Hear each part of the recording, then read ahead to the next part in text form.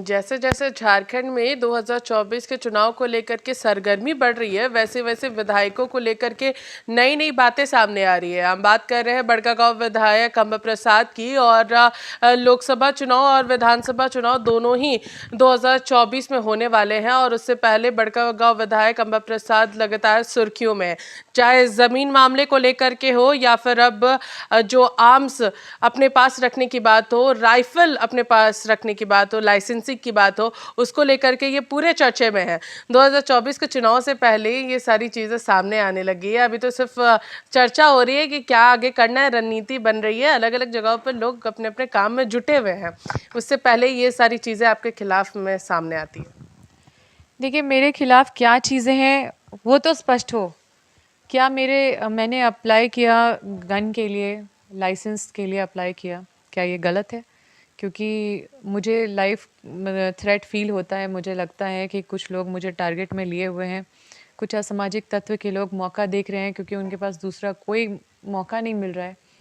मेरे भाई को थ्रेटनिंग मैसेजेस आ रहे हैं और मेरे पूरे परिवार का नाम, मेरी बहन तक का नाम को मीडिया में इस तरह से लेके आना कि मतलब सब जो अप्लाई किए हैं हम लोग लाइसेंस के लिए, तो ये हमारे प्राइवेसी का भी हनन है और ये एक गोपनीयता का भी हनन है, क्योंकि ये गोपनीय मैटर है कि कौन लाइसेंस अप्लाई कर रहा है, कौन नहीं कर रहा है। और ये प्रशासन का जिम्मेदारी है, किसको लाइसेंस देना वो उचित समझते हैं, किसको नहीं वो अपना जांच करते हैं, किसका लाइफ थ्रेट में है।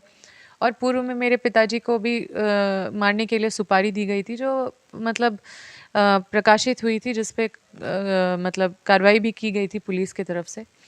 तो निश्चित रूप से आप लोग जानते हैं कि अभी हाल फिलहाल में हमारे विधायक प्रतिनिधि की भी हत्या की गई थी बिना कारण का, क्योंकि वो हमारा विधायक प्रतिनिधि था, बहुत एक्टिव था, हमारे लिए हमेशा लगा रहता था। तो हम लोग मतलब जिस तरह से ये गोपनीयता भंग किया जा रहा है, हमारे दुश्मन को दस्तक देने वाले बात किया जा रहा है। आप बताइए ये किस तरह से, ये क्या उद्देश्य है इन चीज़ों को मीडिया में लाने का कि उसके हाउस गार्ड हटा दिए गए हैं। मतलब आप ये बता रहे हैं कि कोई नहीं है, चले जाओ। मतलब अंबा को मारना बहुत आसान है या उसके परिवार को मारना बहुत आसान है। आप ये बता रहे हो कि उसके बॉडीगार्ड कम कर दिए गए हैं, तो अब आप उसके साथ भिड़ सकते हो, दुश्मन को दस्तक दे रहे हैं। क्या ये मीडिया जिम्मेदारी लेगी कि कल को कुछ भी मेरे साथ हुआ है या होगा तो मतलब उसकी जिम्मेदारी क्या मीडिया लेगी? लगातार, क्योंकि आपके परिवार में कई सारे ऐसे मुद्दे सामने आए हैं जिसको लेकर के आप केस भी लड़ रही थी, अपने पिताजी के लिए, अपनी मदर के लिए केस भी लड़ रही थी, तमाम चीज़ों को आप देख रही थी। क्या लग रहा है उन सारी चीज़ों का भी असर जो है वो इन बातों को और हवा दे रहा है? देखिए, हमेशा से ही लड़ाई प्रशासन के कुछ लोग जो मतलब अपने हित के लिए काम करते हैं उनसे लड़ना तो होता ही है, क्योंकि हम लोग कॉम्प्रोमाइज़ नहीं करते। हम लोग अगर आए हैं राजनीति में इतने संघर्ष से, तो हम लोग इस मामले पे कभी कॉम्प्रोमाइज़ नहीं कर सकते हैं कि हम लोग गलत चीज़ बर्दाश्त करें, क्योंकि रात दिन हम लोग मेहनत करते हैं और इतना सब चीज़ खो के आए हैं। पिताजी का इतना 7 साल का लंबा जेल में रहे, और आप देखिए कि जब वो जेल में थे तो भी इस तरह की खबरें बनाई जाती थी कुछ मीडिया, इन्हीं मीडियाओं के द्वारा, कि वो नक्सली है, वो क्रिमिनल है, लेकिन जनता तो हम लोग को सर्टिफिकेट दी है।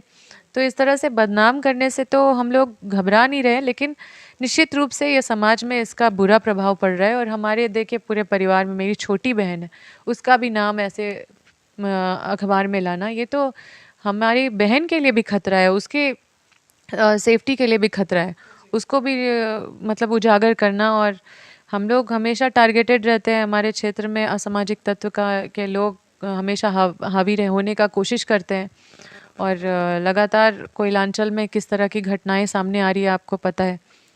तो आप देखिए, सिर्फ ये जो अभी कुछ बॉडीगार्ड जो हटाए गए हैं, वो डीसी के भी हटाए गए हैं, एसपी के भी हटाए गए हैं, हर जिला में हर पदाधिकारी के बॉडीगार्ड कम कर दिए गए हैं। अभी कुछ पदाधिकारी लोग बोल रहे थे कि उनका एक ही बॉडीगार्ड कर दिया गया है।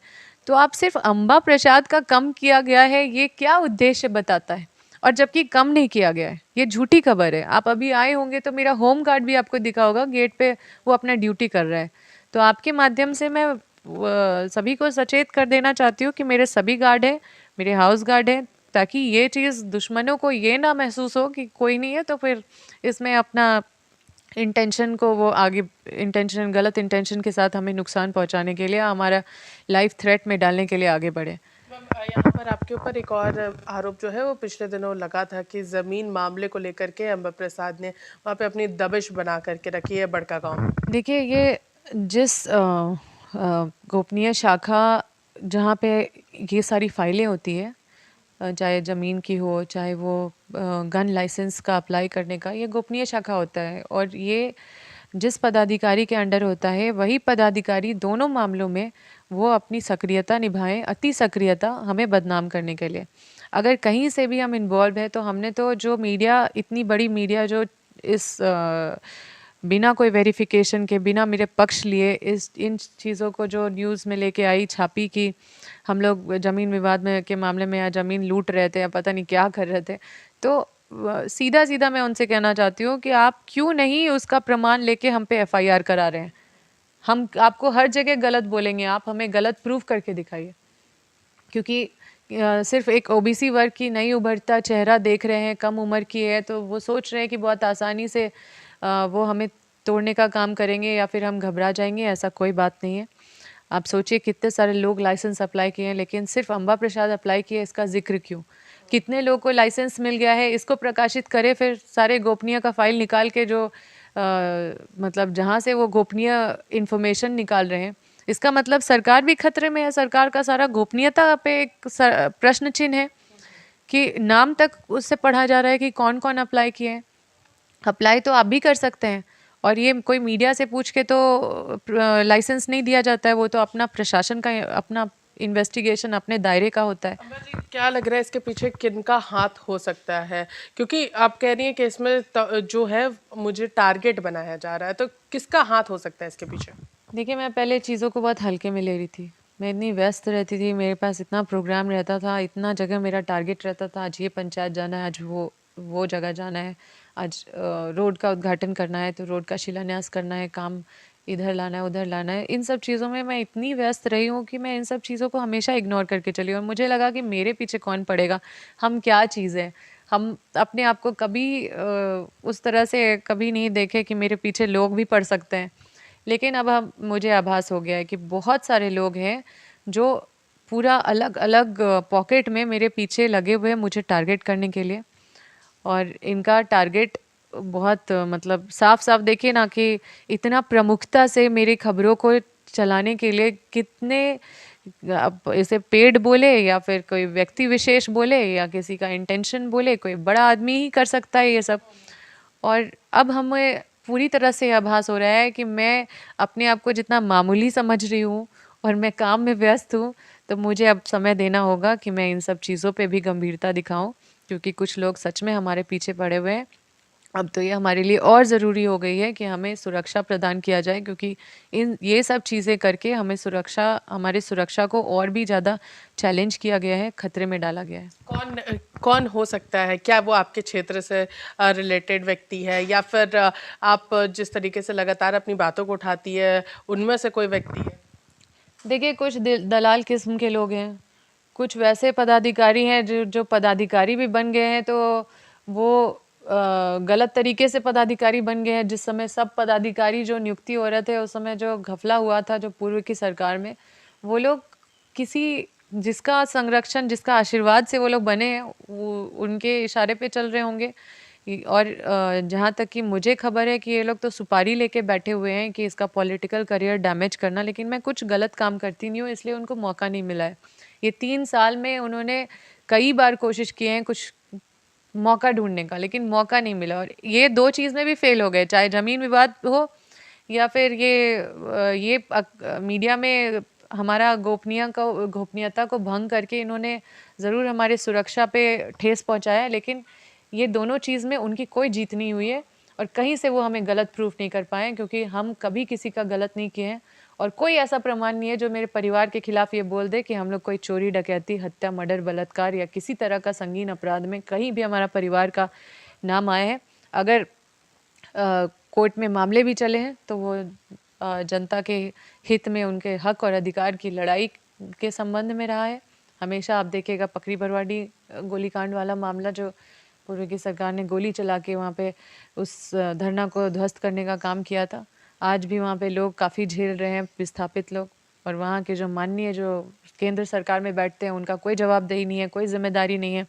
वो लोग बस विदेश में बैठने के लिए, और कुछ लोग तो ये भूल गए हैं कि उनका भी कुछ जिम्मेदारी है। सबको लगता है कि एनटीपीसी को हम ही सुधार देंगे अकेले। तो निश्चित रूप से ये जवाबदेही तय की गई है संविधान में। जो लोग कोयला मंत्री के साथ बैठते हैं, ऊर्जा मंत्री के साथ बैठते हैं, केंद्र में बैठते हैं, उनको चाहिए कि वो इन सब चीज़ों में हम लोगों का मदद करे।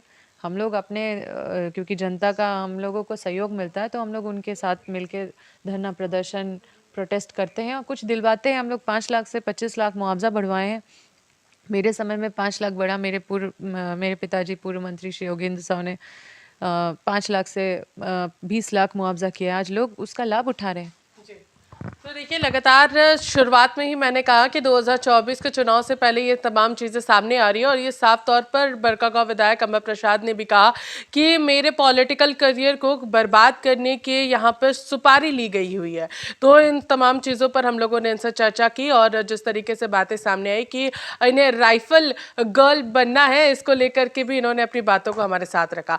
फिलहाल इस पूरे खबर में हमारे साथ इतना ही। सहयोगी अरविंद के साथ मैं पूजा दुबे, लाइव इंडिया, रांची।